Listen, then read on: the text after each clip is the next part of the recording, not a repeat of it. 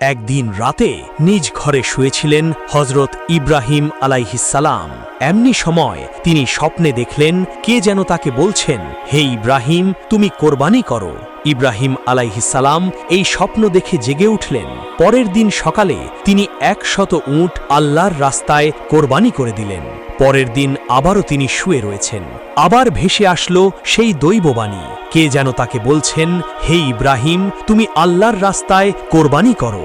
পরের দিন সকালে আবার হজরত ইব্রাহিম আলাইহিসসালাম 100 উট আল্লাহর রাস্তায় কোরবানি করে দিলেন।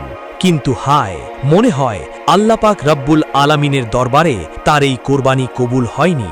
তাই পরের দিন তিনি আবার যখন বিছানায় শায়িত রয়েছেন, তখন আবার ভেসে আসলো সেই দৈববাণী, হে ইব্রাহিম, তুমি কোরবানি করো। কে যেন বারবার তাকে বলছে, হে ইব্রাহিম, তুমি আল্লাহর রাস্তায় তোমার সবচাইতে প্রিয় বস্তুটিকে আমার রাস্তায় কোরবানি করো। পরের দিন সকালে হজরত ইব্রাহিম আলাইহিসসালাম ভাবতে লাগলেন, আমি পরপর 2 দিন 200 উট আল্লাহর রাস্তায় কোরবানি করলাম, কিন্তু আল্লাহ কি আমার এই কোরবানি কবুল করলেন না? তাহলে কি চাচ্ছেন আল্লাহ পাক রব্বুল আলামিন আমার থেকে? অনেক ভাবার পরে ইব্রাহিম আলাইহিসসালাম দেখলেন আল্লাহ পাক রব্বুল আলামিন আমাকে স্বপ্নে বলেছেন, হে ইব্রাহিম, তুমি তোমার জীবনের সবচাইতে প্রিয় বস্তুটিকে আমার রাস্তায় কোরবানি করো। এই পৃথিবীতে আমার সবচাইতে প্রিয় বস্তু হল আমার সন্তান ইসমাইল। হজরত ইব্রাহিম আলাইহিসসালামের বয়স যখন 86 বছর ছিল, তখন হজরত ইসমাইল আলাইহিসসালাম তার গৃহে পয়দা হয়েছিলেন। আর এই সন্তানটি ছিলেন ইব্রাহিম আলাইহিসসালামের সবচাইতে প্রাণের ও মোহব্বতের সন্তান। কেননা এত বার্ধক্য বয়সে তিনি একটি সন্তান লাভ করেছিলেন। এই সন্তানটি ছিল তার বংশধারা জারি রাখার একমাত্র মাধ্যম। কিন্তু আল্লাহ পাক রব্বুল আলামিন যখন তাকে এই প্রিয় সন্তানটি কুরবানি করার জন্য বারবার আদেশ দিলেন, ইব্রাহিম আলাইহিসসালাম মনে মনে ধীর সংকল্প করে বললেন, এটাই যদি আল্লাহর অভিপ্রায় হয়, তাহলে যে ইসমাইলকে তার রাস্তায় কুরবানি করতে হবে তাতে আমি পিছু হব না। আল্লাহ পাক রব্বুল আলামিনের মোহব্বত ও ভালোবাসা পাওয়ার পথে দুনিয়ার কোনো কিছুই আমার জন্য বাধা হয়ে দাঁড়াতে পারবে না। এরপরে আল্লাহর নবী হজরত ইব্রাহিম আলাইহিসসালাম তার একমাত্র পুত্র ইসমাইলকে আল্লাহর রাস্তায় কুরবানি করার জন্য ধীর সংকল্প করলেন। যেই ভাবা সেই কাজ।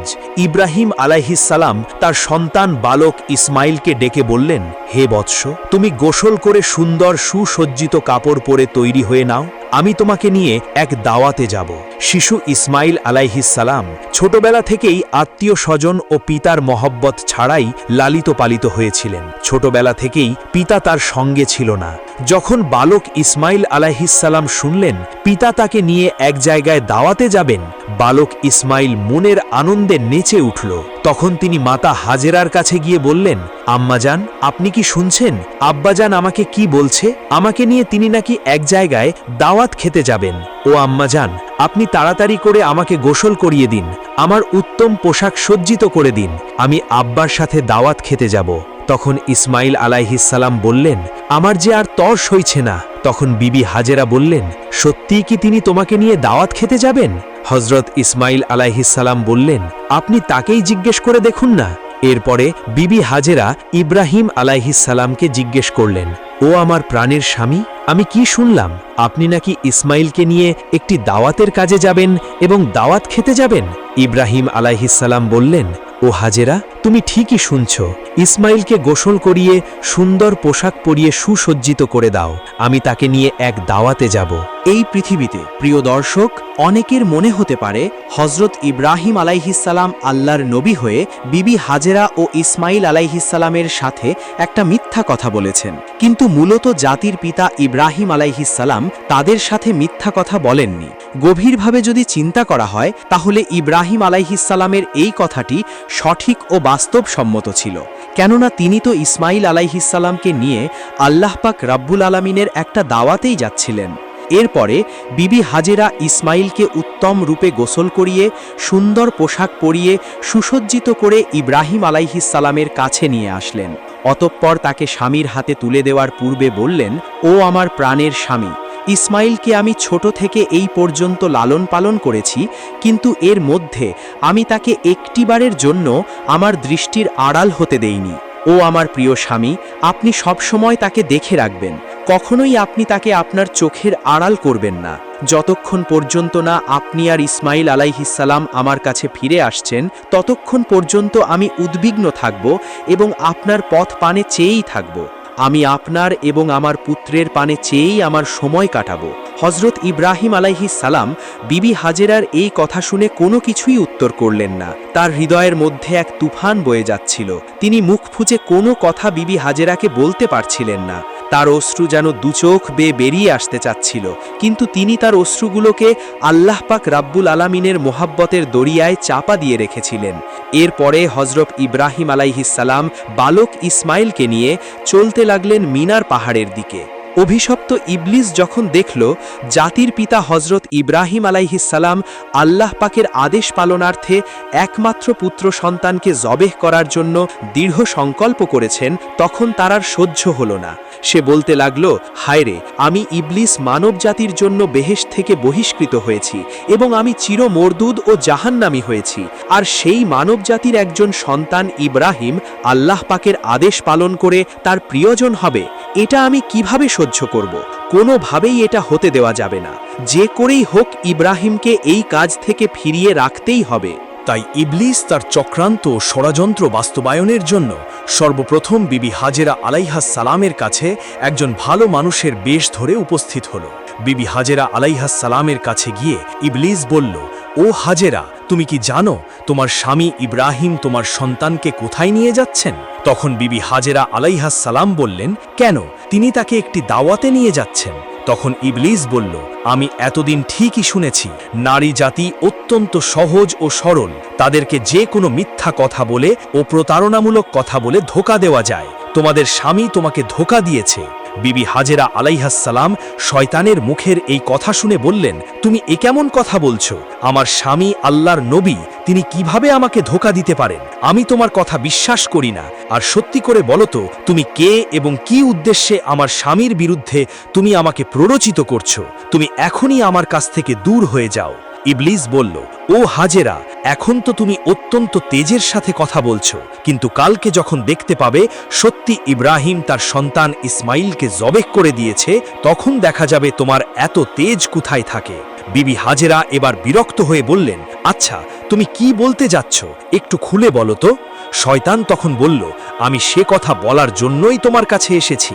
তখন বিবি হাজেরা বললেন, তুমি কি আমাকে বুঝিয়ে বলতে পারো, এর কি কোনো যুক্তি হয়? একজন পিতা কেন তার একমাত্র নিরপরাধ সন্তানকে জবেহ করবে? শয়তান বলল, হাজেরা, ইব্রাহিম খামাখা ইসমাইলকে জবেহ করছে না।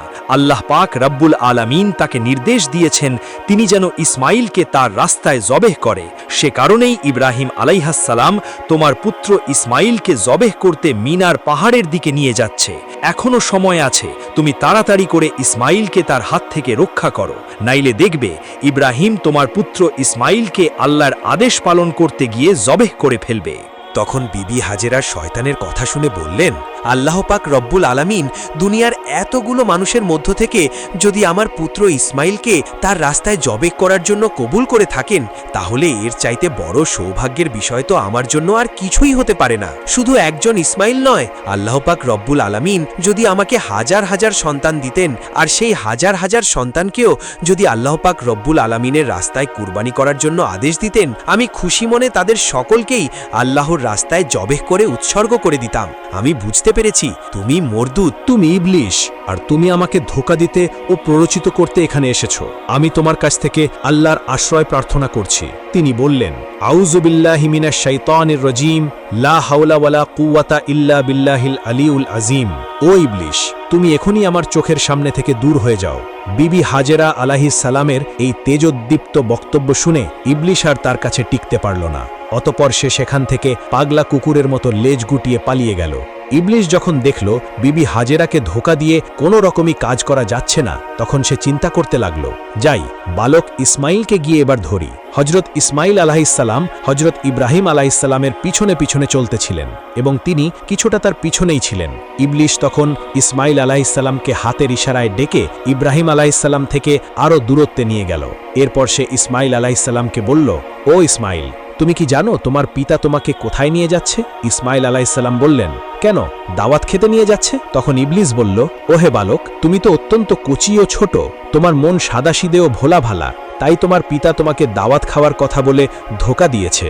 তখন ইসমাইল আলাইহিসসালাম বললেন, তুমি এ কেমন কথা বলছো? কেন আমার পিতা আমাকে ধোকা দিবে?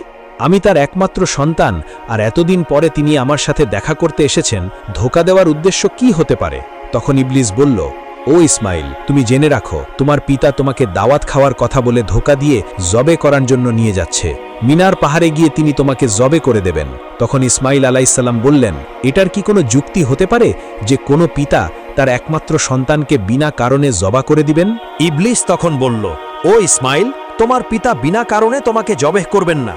আল্লাহ পাক রব্বুল আলামিন তাকে নির্দেশ দিয়েছেন তিনি যেন তোমাকে তার রাস্তায় কোরবানি করেন, আর আল্লাহর নির্দেশ পালন করার জন্যই তোমার পিতা তোমাকে মিনার পাহাড়ে জবেহ করার জন্য নিয়ে যাচ্ছেন। তখন ইসমাইল আলাইহিসসালাম বললেন, আল্লাহ পাক রব্বুল আলামিন এই দুনিয়াতে এত এত মানুষের মধ্য হতে যদি আমাকেই তার রাস্তায় জবেহ করার জন্য কবুল করে থাকেন, তাহলে এর চাইতে বড় সৌভাগ্য বিষয় আর কি বা হতে পারে? আমি বুঝতে পেরেছি তুমি হলে ইবলিস। ও ইবলিস, তুমি জেনে রাখো, আল্লাহ পাক রব্বুল আলামিন যদি আমাকে লক্ষ কোটি জীবন দিতেন, আর সেই লক্ষ কোটি জীবনকেও যদি আল্লাহ পাক রব্বুল আলামিন তার রাস্তায় কোরবানি করার জন্য কবুল করতেন, তাহলে আমি প্রতিবারই কোরবানি হওয়ার জন্য প্রস্তুত থাকতাম। ও ইবলিস, তুমি আমার কাছ থেকে এখনই দূর হয়ে যাও, আমি তোমার থেকে আল্লাহর কাছে আশ্রয় প্রার্থনা করছি। তখন ইসমাইল আলাইহিসসালাম বললেন, আউযু বিল্লাহি মিনাশ শাইতানির রাজীম। এরপরে হযরত ইসমাইল আলাইহিসসালাম ইবলিসকে লক্ষ্য করে পাথর মারতে লাগলেন। ইসমাইল আলাইহিসসালামের সেই স্মৃতিচারণ করে আজ পর্যন্ত হাজিরা হজে গিয়ে সেই শয়তানের গায়ে পাথর নিক্ষেপ করে। এরপরে হযরতে ইব্রাহিম আলাইহিসসালাম পুত্র ইসমাইলকে নিয়ে মিনা প্রান্তরে উপস্থিত হলেন। তাফসিরে রুহুল মানিতে রয়েছে, ইসমাইল আলাইহিসসালামকে জবেহ করার পূর্বে জাতির পিতা হযরতে ইব্রাহিম আলাইহিসসালাম তার সাথে একটি পরামর্শ করে নিতে চাইলেন। কুরআনের ভাষায় ইব্রাহিম আলাইহিসসালামের সেই পরামর্শের বাক্যগুলি ছিল এইরূপ। তিনি বললেন, ইয়া বুনাইয়া ইন্নী আরা ফিল মানামি আন্নী আজবাহুকা ফানজুর মাজা তারা। অর্থাৎ তিনি বললেন, হে আমার বৎস, আমি স্বপ্নে দেখছি যে আমি তোমাকে জবেহ করছি, এখন তোমার অভিমত কি বলো? তখন ইসমাইল আলাইহিসসালাম বললেন, হে আমার পিতা, আপনি যা আদিষ্ট হয়েছেন তাই করুন, আল্লাহ ইচ্ছা করলে আপনি আমাকে ধৈর্যশীলদের অন্তর্ভুক্ত পাবেন। হযরতে ইসমাইল আলাইহিসসালামের এইরূপ জবাব শুনে ইব্রাহিম আলাইহিসসালাম অত্যন্ত খুশি হলেন। তারপর ইসমাইল আলাইহিসসালাম তার পিতাকে লক্ষ্য করে বললেন, ওহে আব্বাজান, আপনি তো আমাকে জবেহ করে দিবেন, তার পূর্বে আমার কয়েকটি অনুরোধ রয়েছে, আপনি কি দয়া করে আমার সেই অনুরোধগুলি রক্ষা করবেন? তখন ইব্রাহিম আলাইহিসসালাম বললেন, বৎস, তুমি তোমার আরজিগুলো পেশ করতে পারো, আমি সেগুলিকে যথাসাধ্য রক্ষা করার চেষ্টা করব। তখন হযরতে ইসমাইল আলাইহিসসালাম বললেন, ওহে আব্বাজান, আমাকে জবেহ করার পূর্বে আমার হাত পা উত্তম রূপে বেঁধে নিবেন। দেখা যায় জবেহ করার সময় জীবজন্তুগুলি তাদের হাত পা ছোড়াছড়ি করে, তেমনিভাবে মৃত্যু যন্ত্রণা সহ্য করতে না পেরে আমিও যদি আমার হাত পাগুলি ছোড়াছড়ি করি এবং তা যদি আপনার শরীরে লেগে যায়, এতে আমার বেয়াদবি হবে, আর আমি চাই না মৃত্যুর পূর্বে আমার পিতার সাথে আমি বেয়াদবি করি। অতএব হে আব্বাজান, আপনি আমার এই অনুরোধ রক্ষা করবেন।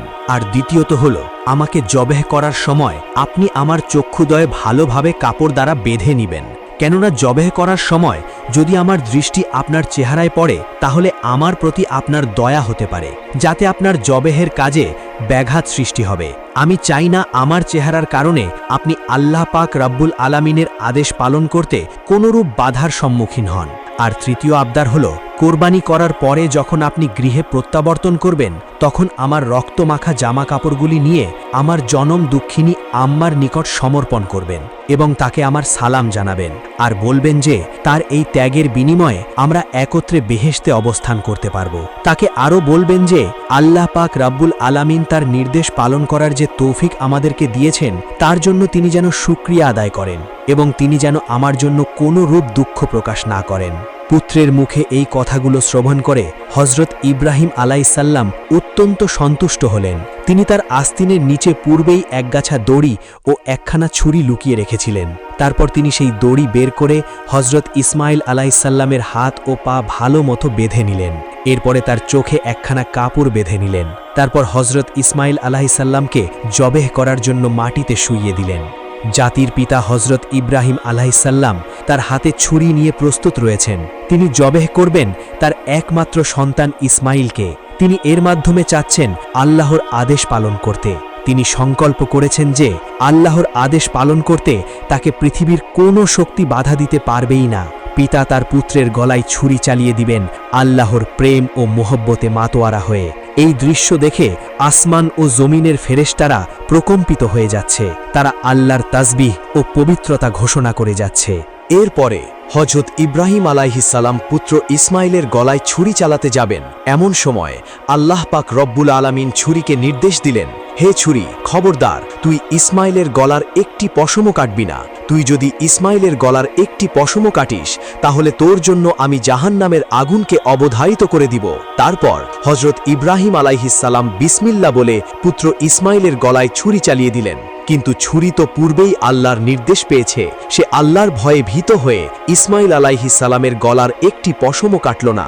ইব্রাহিম আলাইহিসসালাম বারবার ইসমাইল আলাইহিসসালামের গলায় ছুরি চালাচ্ছেন, কিন্তু কোনোরূপেই তিনি তার গলা কাটতে সক্ষম হচ্ছিলেন না। তখন হজরত ইসমাইল আলাইহিসসালাম তার পিতাকে বললেন, আব্বাজান, আপনি সম্ভবত আমার স্নেহের প্রভাবে প্রভাবিত হয়ে জোরে ছুরি চালাতে সক্ষম হচ্ছেন না। ও আব্বাজান, আপনি আপনার গায়ের সমস্ত শক্তি দিয়ে ছুরি সঞ্চালন করুন। আমরা যদি আল্লাহ পাক রব্বুল আলামিনের আদেশ পালনে ব্যর্থ হই তাহলে আমাদের দুজনকেই জবাবদিহি করতে হবে। ইসমাইল আলাইহিসসালামের এই কথা শুনে পুনরায় হজরত ইব্রাহিম আলাইহিসসালাম তার গায়ের সমস্ত শক্তি দিয়ে ইসমাইলের গলায় ছুরি চালাতে লাগলেন। কিন্তু তারপরেও ছুরি হজরত ইসমাইল আলাইহিসসালামের একটি পশমও কাটতে পারল না। অনেকক্ষণ ধরে এভাবে ছুরি চালানোর পরেও হজরত ইব্রাহিম আলাইহিসসালাম একেবারে বিরক্ত হয়ে গেলেন। তারপর তিনি সজোরে ছুরিটিকে একদিকে নিক্ষেপ করলেন, আর সেই ছুরি গিয়ে লাগলো একটি পাথরের গায়ে। সঙ্গে সঙ্গে পাথরটি দ্বিখণ্ডিত হয়ে গেল। ইব্রাহিম আলাইহিসসালাম চক্ষু খুলে দেখলেন ছুরির আঘাতে পাথর দ্বিখণ্ডিত হয়ে গেছে। অতঃপর তিনি আবার ছুরিটিকে হাতে নিলেন। এরপর আল্লাহর নামে পুনরায় তিনি হজরত ইসমাইল আলাইহিসসালামের গলায় ছুরি চালাতে যাবেন। এমন সময় আল্লাহ পাক রব্বুল আলামিন হজরত জিব্রাইল আলাইহিসসালামকে হুকুম দিলেন, ওহে জিব্রাইল, তুমি বেহেশত থেকে একটি দুম্বা নিয়ে যাও আর ইসমাইলকে সরিয়ে তার জায়গায় বেহেশতি দুম্বাকি রেখে দাও। হজরত জিব্রাইল আলাইহিসসালাম চোখের পলকে বেহেশত থেকে একটি দুম্বা নিয়ে চলে আসলেন। প্রিয় দর্শক, এখানে একটি কথা বলে রাখা ভালো। এই দুম্বাটি ছিল হজরত আদম আলাইহিসসালামের নেক সন্তান হাবিলের কোরবানিকৃত দুম্বা, যেটি আল্লাহ পাক রব্বুল আলামিন এতদিন বেহেশতে সংরক্ষণ করে রেখেছিলেন। তারপর হজরত জিব্রাইল আলাইহিসসালাম ইসমাইল আলাইহিসসালামকে সরিয়ে ইব্রাহিম আলাইহিসসালামের ছুরির নিচে সেই বেহেশতি দুম্বাটি রেখে দিলেন। আর ওদিকে হজরত ইব্রাহিম আলাইহিসসালাম ছুরি চালিয়ে দিলেন। সাথে সাথে বেহেশতি দুম্বাটি কোরবানি হয়ে গেল। কিন্তু হজরত ইব্রাহিম আলাইহিসসালাম মনে করলেন তার পুত্র ইসমাইলকে তিনি কোরবানি করে দিয়েছেন। কোরবানি সম্পন্ন হওয়ার সাথে সাথে হজরত ইব্রাহিম আলাইহিসসালাম বললেন, আলহামদুলিল্লাহ, আলহামদুলিল্লাহ। তারপর তিনি তার চক্ষু খুলে দেখলেন ইসমাইল তো তার পাশে দাঁড়িয়ে রয়েছে। কোরবানি হয়ে গেছে একটি বেহেশতি দুম্বা। এই দৃশ্য দেখে হজরত ইব্রাহিম আলাইহিসসালাম আল্লাহর ফেরেশতা জিব্রাইল আলাইহিসসালামকে জিজ্ঞাসা করলেন, হে ভাই জিব্রাইল, আল্লাহ পাক রব্বুল আলামিন কি তবে আমার কোরবানি কবুল করেননি? কেন আমি আমার পুত্র ইসমাইলকে কোরবানি করতে সক্ষম হলাম না? হজরত জিব্রাইল আলাইহিসসালাম বললেন, হে ইব্রাহিম, আল্লাহ তাআলা আপনার প্রতি সন্তুষ্ট হয়েছেন। আপনি তার নির্দেশ পালন করতে গিয়ে স্বীয় পুত্রকে কোরবানি করতে উদ্যত হয়েছিলেন এবং আপনার পুত্র যেভাবে আল্লাহর নির্দেশ মান্য করে স্বীয় প্রাণ উৎসর্গ করতে প্রস্তুত হয়েছিলেন, তাতেই আল্লাহ পাক রব্বুল আলামিন আপনাদের পিতা ও পুত্র উভয়ের উপরে অত্যন্ত সন্তুষ্ট হয়েছেন। তিনি আপনাদের উভয়কে পরীক্ষা করেছিলেন এবং আপনারা সেই পরীক্ষায় উত্তীর্ণ হয়েছেন। তাই আল্লাহ পাক রব্বুল আলামিন আপনার উপর সন্তুষ্ট হয়ে বেহেশত থেকে একটি দুম্বা প্রেরণ করেছেন, আর সেই দুম্বাটিকেই আপনি কোরবানি করেছেন। হজরত জিব্রাইল আলাইহিসসালামের মুখ থেকে এই কথা শ্রবণ করার পরে হজরত ইব্রাহিম আলাইহিসসালাম পুনরায় আল্লাহ পাক রব্বুল আলামিনের শুকরিয়া আদায় করলেন। আল্লাহ পাক রব্বুল আলামিন হজরত ইসমাইল আলাইহিসসালামকে কোরবানি দেওয়ার সর্বশেষ পরিস্থিতির উপরে আলোকপাত করে আল কুরআনে উল্লেখ করেছেন। অতঃপর তারা যখন উভয়েই আল্লাহর আনুগত্য প্রকাশ করল এবং ইব্রাহিম তার পুত্রকে জবেহ করার জন্য কাত করে শায়িত করল, তখনই আমি তাকে আহ্বান করে বললাম, হে ইব্রাহিম, তুমি তোমার স্বপ্নের আদেশ সত্যি পালন করলে, আর এভাবেই আমি সৎকর্মপরায়ণদেরকে পুরস্কৃত করে থাকি। নিশ্চয়ই এটা ছিল একটা স্পষ্ট পরীক্ষা। আর আমি তার পরিবর্তে এক পুষ্ট জন্তু জবেহ করিয়েছিলাম এবং আমি তা পরবর্তীদের জন্য নিদর্শন করে রেখেছি। ইব্রাহিমের উপর শান্তি বর্ষিত হোক। এভাবেই আমি সৎকর্মপরায়ণদেরকে পুরস্কৃত করে থাকি। প্রিয় দর্শক, এই ছিল হজরত ইব্রাহিম আলাইহিসসালাম কর্তৃক তার পুত্র ইসমাইল আলাইহিসসালামকে কোরবানি দেওয়ার কাহিনী। আল্লাহ পাক রব্বুল আলামিন জাতির পিতা হজরত ইব্রাহিম আলাইহিসসালামের এই ত্যাগ তিতিক্ষা ও আল্লাহর প্রেম থেকে আমাদেরকেও শিক্ষা লাভ করার তৌফিক দান করুন। সকলেই কমেন্ট বক্সে লিখুন আমিন। এরকম নিত্য নতুন ইসলামিক ঘটনা পেতে অবশ্যই আমাদের এই চ্যানেলটি সাবস্ক্রাইব করে পাশে থাকবেন। তো দেখা হচ্ছে পরবর্তী ভিডিওতে। সে পর্যন্ত আল্লাহ পাক রব্বুল আলামিন আপনাদের সকলকে ভালো রাখুন, সুস্থ রাখুন। আল্লাহ হাফেজ।